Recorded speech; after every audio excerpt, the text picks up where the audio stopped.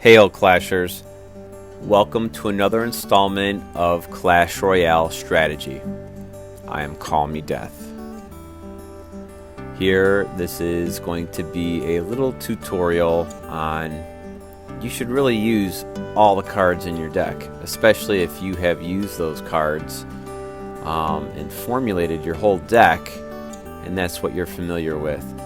Right off the bat, I take an enormous amount of damage, about 3,200 points of damage, just with a Hog Rider and some bats. He has the Inferno Tower, and that takes care of any tank, which my tank is my giant, and I get a few good hits in. But look what he just revealed in his hand, that he has that freeze spell. Hog Rider, freeze spell.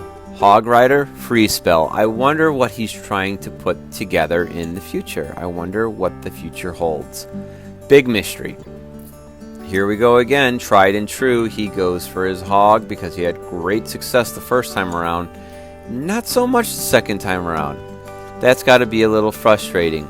And you can see he has that Inferno in queue, just waiting for my giant.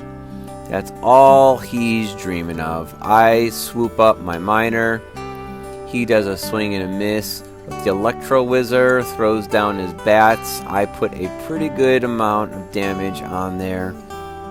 About half of the tower's hit points are gone at this point, and I'm just gearing up for another wave of pushes. I put my Musketeer out to the side.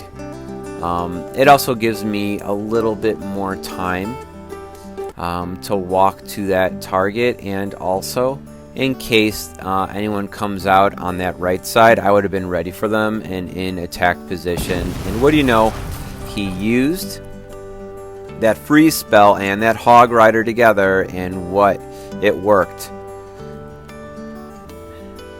Again, that Inferno takes out my giant, and he lays down that skeleton army and those bats, and then he freezes them on top of it. But that gives me enough time to break up my cycle and put down a second witch. And see, I did it again with the Musketeer. I was getting ready just in case whoever they brought down, she's in striking position. Look at that, 2 dead witches, and you are going to leave a lot of skeletons. I don't waste any time. I throw down my giant. I send over my miner to work on both sides, and then on top of that, do you see what just happened when I zapped it and they're both working on it from both sides? What happens is it switches over to a different target. The tower switches over, and that's what happened.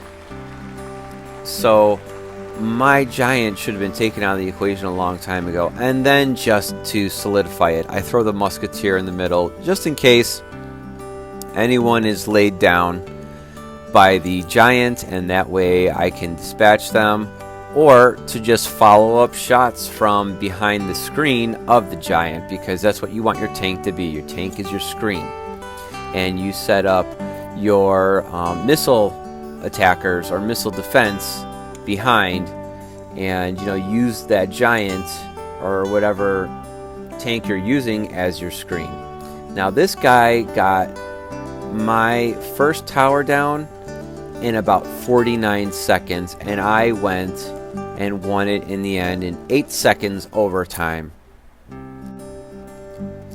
That's your lesson. Use all your cards in your deck that you're familiar with and change up your pattern. Thank you for watching, and as always, call me Death.